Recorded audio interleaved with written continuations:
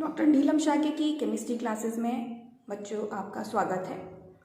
आज मैं आपको क्लास 12th का फर्स्ट चैप्टर ठोस अवस्था पढ़ाऊंगी। तो ठोस दो प्रकार के होते हैं, क्रिस्टलीय ठोस और अक्रिस्टलीय ठोस।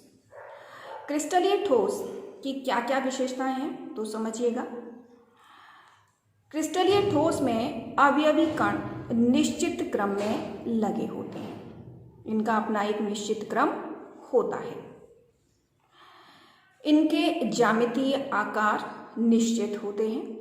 सभी अलग अलग ज्यामिति रखते हैं जितने भी क्रिस्टलीय ठोस हैं।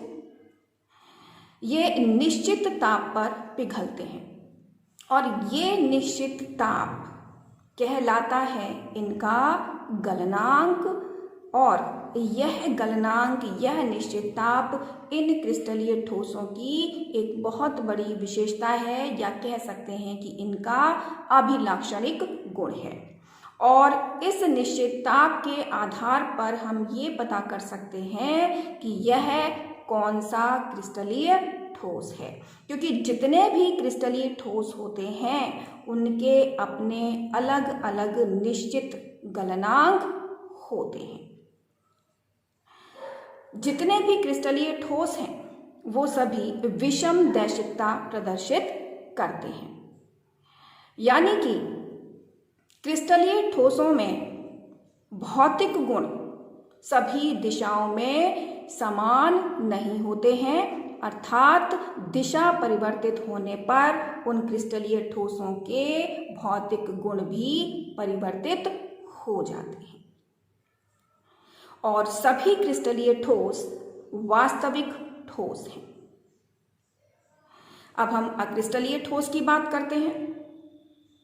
तो अक्रिस्टलीय ठोसों में जो अवयवी कण हैं, अवयवी कण यानी कि परमाणु, अणु, जो भी कण हैं, ये कण किसी भी निश्चित क्रम में नहीं लगे होते, यानी कि अवयवी कणों का कोई निश्चित क्रम नहीं होता है। इनका आकार भी निश्चित नहीं होता है और ये निश्चित ताप पर नहीं पिघलते हैं, यानी कि इनका कोई निश्चित गलनांक नहीं होता है। सभी अक्रिस्टलीय ठोस समदैशिकता प्रदर्शित करते हैं। समदैशिकता का मतलब इन ठोसों में सभी दिशाओं में भौतिक गुण समान रहते हैं। इसका कारण ये है कि अक्रिस्टलीय ठोसों में जो भी अवयवी कण हैं उनका कोई निश्चित क्रम नहीं होता है, जिसके कारण जितने भी भौतिक गुण हैं वो सभी दिशाओं में समान ही रहते हैं। और ये क्रिस्टलीय ठोस क्या हो सकते हैं? ये आभासी ठोस या अतिशीतक द्रव हो सकते हैं, जैसे कांच। कांच आपने पढ़ा है, जिसको हम कहते हैं अतिशीतक द्रव, जिसमें कणों का अपना कोई निश्चित क्रम नहीं होता है। अब हम बात करते हैं क्रिस्टलीय ठोस के वर्गीकरण की, कि आखिर क्रिस्टलीय ठोस कितने प्रकार के होते हैं। क्रिस्टलीय ठोसों का जो वर्गीकरण है वो किया जाता है अंतरा आणविक आकर्षण बल या उनमें उपस्थित बंधों की प्रकृति के आधार पर। यानी कि क्रिस्टलीय ठोसों में अंतर आणविक आकर्षण बल या बंध की प्रकृति के आधार पर हम इनको 4 भागों में विभाजित कर सकते हैं। अब ये 4 भाग कौन कौन से हैं? ये हैं नंबर 1 आणविक ठोस, नंबर 2 आयनिक ठोस, नंबर 3 धात्विक ठोस और नंबर 4 सहसंयोजक ठोस।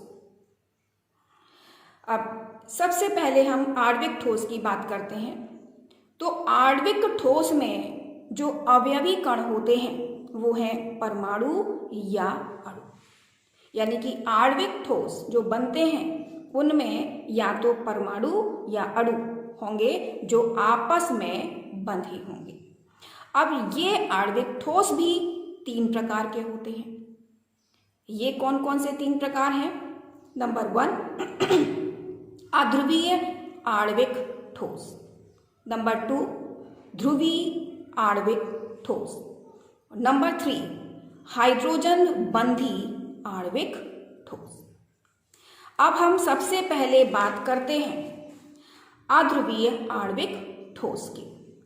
तो अध्रुवीय आणविक ठोस में सभी परमाणु या अणु आपस में परिक्षेपण बल या लंदन बल से जुड़े रहते हैं। परिक्षेपण बल या लंदन बल क्या है? ये आप पिछली क्लास में पढ़ चुके हैं, लेकिन फिर भी मैं यहाँ पर आपको थोड़ा सा बताना चाहूँगी। जैसे कि यहाँ हम उदाहरण लेते हैं, जैसे आर्गन है, आर्गन में सभी परमाणु होंगे जो आपस में बंधे होंगे, क्योंकि ये एक अक्रिय गैस है और अक्रिय गैसें कभी भी आणविक रूप में नहीं रहती, वो हमेशा परमाणविक रूप में ही रहती हैं। तो इसमें परमाणु आपस में जुड़े होते हैं। जबकि आगे जो उदाहरण लिए गए हैं CCl4, H2, Cl2, O2, CO2, ये सभी आणविक रूप में रहते हैं। तो इनमें ये माना जाता है कि चाहे परमाणु हो या अणु हो, इनके आकार कैसे होते हैं? गोल होते हैं। आकार गोल होते हैं, यानी कि जो इनके नाभिक हैं वो मध्य में हैं और उनके चारों ओर इलेक्ट्रॉन विशेष कक्षाओं में गोलाकार घूम रहे हैं, चक्कर लगा रहे हैं। ये इलेक्ट्रॉन हमेशा समान रूप से नाभिक के चारों ओर वितरित नहीं रहते हैं। आधुनिक सिद्धांत के अनुसार या क्वांटम सिद्धांत के अनुसार हम ये मान सकते हैं कि कभी कभी किसी भी परमाणु या अणु में ऐसी व्यवस्था भी होती है कि किसी एक क्षण के लिए जो इलेक्ट्रॉन है किसी एक दिशा में आ जाते हैं और नाभिक दूसरी दिशा में पहुंच जाते हैं। तो उस दिशा में जो वो परमाणु या अणु है, उसमें दोनों सिरों पर आवेश उत्पन्न हो जाता है, यानी कि वह द्विध्रुव बन जाता है। और जब वह द्विध्रुव बन जाता है तो उस द्विध्रुव का ऋण आवेशित भाग अपने पास उपस्थित दूसरे परमाणु या अणु के विपरीत आवेशित भाग को अपनी ओर आकर्षित करता है और इस आकर्षण बल के कारण दूसरा परमाणु भी ध्रुवित हो जाता है। और इससे क्या परिणाम निकलता है? इससे ये परिणाम निकलता है कि अगर धन आवेशित सिरा दूसरे परमाणु के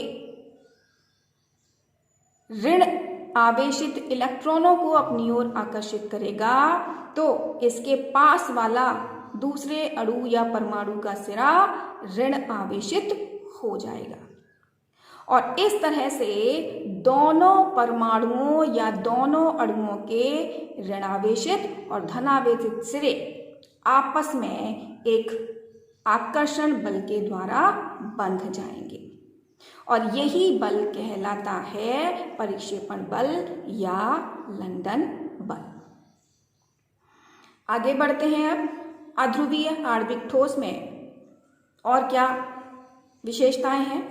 ये मुलायम होते हैं, विद्युत के कुचालक हैं। कुचालक इसलिए हैं क्योंकि चालक होने के लिए या तो स्वतंत्र आयन होने चाहिए या स्वतंत्र इलेक्ट्रॉन होने चाहिए, और इन ठोसों में ना तो आयन है और ना ही इलेक्ट्रॉन है। ये निम्न गलनांक वाले ठोस हैं और कमरे के ताप पर द्रव या गैस अवस्था में रहते हैं। ध्रुवीय आणविक ठोस, दूसरे हैं ध्रुवीय आणविक ठोस। इनमें सभी अणु आपस में द्विध्रुव आकर्षण बल के द्वारा जुड़े रहते हैं। जैसे उदाहरण है HCl, SO2। और भी हो सकते हैं उदाहरण, आपको समझाने के लिए मैंने यहाँ पर ये 2 ले लिए हैं। अब द्विध्रुव आकर्षण बल क्या है? HCl में H पर आंशिक धनावेश होता है और Cl पर आंशिक ऋण आवेश होता है। तो एक HCl अणु अपने पास के दूसरे HCl अणु के विपरीत आवेशित सिरे को अपनी ओर आकर्षित करेगा, क्योंकि जो HCl है वो एक द्विध्रुव है।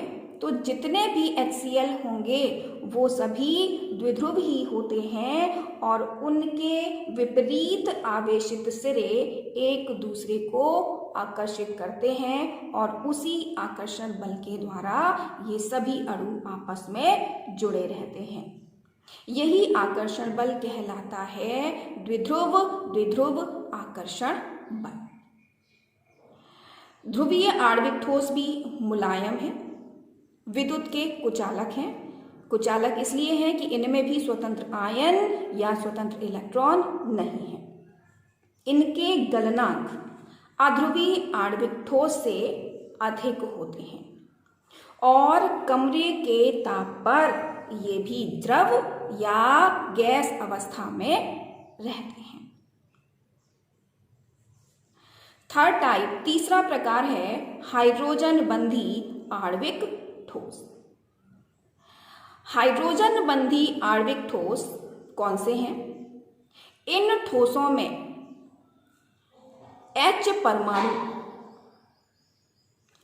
नाइट्रोजन, ऑक्सीजन या फ्लोरीन के साथ एक ध्रुवीय सहसंयोजक बंध बनाता है। ये ध्यान रखिएगा कि जो हाइड्रोजन बंध बनता है वो हाइड्रोजन और इन 3 परमाणुओं में से ही किसी एक के साथ बनता है। हमेशा हाइड्रोजन बंध केवल नाइट्रोजन, ऑक्सीजन और फ्लोरीन ही बनाते हैं। तो इन ठोसों में इस प्रकार के हाइड्रोजन बंध मिलते हैं। तो इनके उदाहरण हो सकते हैं H2O, NH3, HF। ये भी विद्युत के कुचालक हैं। क्यों? क्योंकि इनमें भी आयन या स्वतंत्र इलेक्ट्रॉन नहीं होते हैं और इनके जो गलनांक हैं वो ध्रुवीय आणविक ठोस से अधिक होते हैं और कमरे के ताप पर ये वाष्पशील द्रव या मुलायम ठोस हैं। तो हमने क्या देखा कि अध्रुवीय आणविक ठोस के गलनांक सबसे कम है, ध्रुवीय आणविक ठोस के गलनांक अध्रुवीय से अधिक हैं और हाइड्रोजन बंधी आणविक ठोस के गलनांक इन दोनों से भी अधिक हैं। यानी कि इन तीनों की तुलना करने पर हम ये देखते हैं कि आणविक ठोसों में हाइड्रोजन बंधी आणविक ठोस सबसे अधिक गलनांक वाले होते हैं। अब हम बात करते हैं आयनिक ठोस की। आयनिक ठोसों में जो अवयवी कण हैं, जिन कणों से मिलकर आयनिक ठोस बनता है वो अवयवी कण हैं आयन। यानी कि जो आयन है वो एक निश्चित ज्यामिति में, एक निश्चित क्रम में इन आयनिक ठोसों में बंधे रहते हैं। सभी आयन आपस में स्थिर वैद्युत आकर्षण बल के द्वारा जुड़े रहते हैं, जैसे NaCl, KCl, K2SO4, CaCl2। आयनिक ठोसों में धनायन और ऋणायन 2 प्रकार के आयन हैं। तो विपरीत आवेश होने के कारण ये एक दूसरे को आकर्षित करते हैं और इनके बीच जो आकर्षण बल उत्पन्न होता है विपरीत आवेश होने के कारण, वही बल कहलाता है स्थिर वैद्युत आकर्षण बल, जिसके द्वारा ये आपस में बंधे रहते हैं। ये कठोर हैं, भंगुर प्रकृति वाले हैं, ठोस अवस्था में विद्युत के कुचालक होते हैं, परंतु द्रव अवस्था में विद्युत के सुचालक हैं, क्योंकि द्रव अवस्था में स्वतंत्र आयन होते हैं। ठोस अवस्था में ये विद्युत के कुचालक क्यों हैं? क्योंकि ठोस अवस्था में ये सभी आयन आपस में एक निश्चित ज्यामिति से, मजबूती से जुड़े हुए हैं। क्योंकि ठोस अवस्था में आयन स्वतंत्र नहीं होते हैं, इसीलिए ये विद्युत के कुचालक हैं, क्योंकि ठोस अवस्था में इन आयनों का आवागमन नहीं हो सकता, यानी ये आयन स्वतंत्र रूप से इधर उधर क्रिस्टल में नहीं जा सकते हैं। परंतु द्रव अवस्था में ये ज्यामिति नष्ट हो जाती है, सभी आयन स्वतंत्र हो जाते हैं और स्वतंत्र होने के कारण ये विद्युत के सुचालक हो जाते हैं। यानी कि ठोस अवस्था में आयनिक ठोस अवस्था में विद्युत के कुचालक हैं, परंतु इनका यदि विलयन बना दिया जाए या इनको पिघला दिया जाए तो आयन स्वतंत्र हो जाने के कारण ये विद्युत के सुचालक हो जाते हैं। अब हम बात करते हैं धात्विक ठोस की। धात्विक ठोसों को माना जाता है मुक्त इलेक्ट्रॉनों का ऐसा समुद्र जिसमें सभी धनायन एक निश्चित क्रम में व्यवस्थित होकर डूबे रहते हैं। यानी कि धात्विक ठोस में बहुत सारे मुक्त इलेक्ट्रॉन हैं और उन मुक्त इलेक्ट्रॉनों के मध्य सभी धनायन आपस में एक निश्चित क्रम में बंधकर उस इलेक्ट्रॉन के समुद्र में डूबे रहते हैं। इनके मुक्त इलेक्ट्रॉन गतिशील होने के कारण धातुओं को विद्युत और ऊष्मा के सुचालक बना देते हैं। अर्थात हम कह सकते हैं कि जो धात्विक ठोस हैं वो विद्युत के सुचालक हैं। क्यों सुचालक हैं? क्योंकि इन धात्विक ठोसों में बहुत सारे मुक्त इलेक्ट्रॉन होते हैं और साथ में वे गतिशील भी होते हैं। गतिशील होने के कारण ये धात्विक ठोस ऊष्मा और विद्युत दोनों के सुचालक होते हैं। सभी धात्विक ठोसों में विशेष चमक होती है। विशेष चमक का कारण भी मुक्त इलेक्ट्रॉनों का ही होना है। ये आघात वर्धनीय हैं और तन्य होते हैं। आघात वर्धनीय का मतलब ये है कि अगर हम इन पर आघात पहुंचाएं यानी इनको पीटें तो ये एक पतली परत में भी परिवर्तित हो जाते हैं। और तन्य है, तन्य का मतलब है कि इनको खींचा जाए तो ये तार के रूप में भी परिवर्तित हो जाते हैं, यानी ये खिंच जाते हैं। इन सभी विशेषताओं का कारण है इनमें उपस्थित मुक्त इलेक्ट्रॉनों का होना। इसके उदाहरण हैं जैसे कि सभी धातुएं आयरन, कॉपर, सिल्वर, मैग्नीशियम आदि। चौथा ठोस होता है क्रिस्टलीय ठोस सहसंयोजक या नेटवर्क ठोस। ये कैसे हैं? इस प्रकार के ठोस में सभी परमाणु सहसंयोजक बंध के द्वारा आपस में जुड़े रहते हैं। जैसे इसके उदाहरण हैं SiO2, SiC,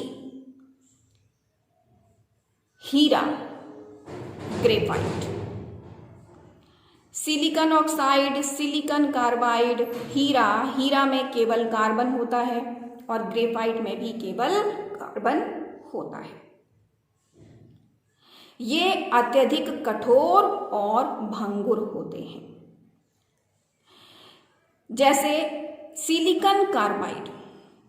सिलिकॉन कार्बाइड की विशेषता है कि यह अत्यधिक कठोर होता है और इसका प्रयोग किया जाता है सभी वस्तुओं को काटने में। ग्रेफाइट भी इसी कैटेगरी में आता है, परंतु ग्रेफाइट मुलायम है, यानी कि सहसंयोजक या नेटवर्क ठोसों का अपवाद होता है ग्रेफाइट। कहने के लिए यह सहसंयोजक ठोस है, परंतु सभी सहसंयोजक ठोस कठोर होते हैं, लेकिन ग्रेफाइट मुलायम होता है। जितने भी सहसंयोजक ठोस हैं उनके गलनांक अत्यंत उच्च होते हैं, बहुत अधिक होते हैं, परंतु ग्रेफाइट का गलनांक इतना अधिक नहीं होता। ये ग्रेफाइट याद रखिएगा आप, क्योंकि ये सहसंयोजक ठोस का एक अपवाद है। सभी सहसंयोजक ठोस विद्युत के कुचालक होते हैं। क्यों कुचालक होते हैं? क्योंकि इनमें मुक्त इलेक्ट्रॉन या मुक्त आयन नहीं होते हैं, परंतु ग्रेफाइट विद्युत का सुचालक है।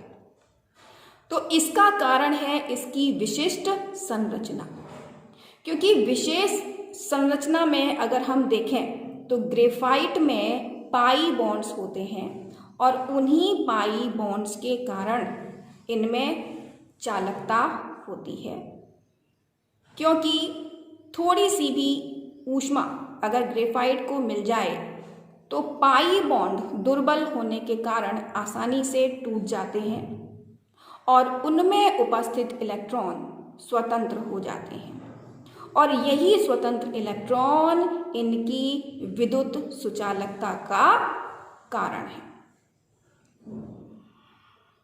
तो इस तरह से आपने अध्ययन किया क्रिस्टलीय ठोसों का। तो बच्चों, आपको समझ में आ गए होंगे कि ये क्रिस्टलीय ठोस कितने प्रकार के हैं और इनकी विशेषताएं क्या हैं। धन्यवाद।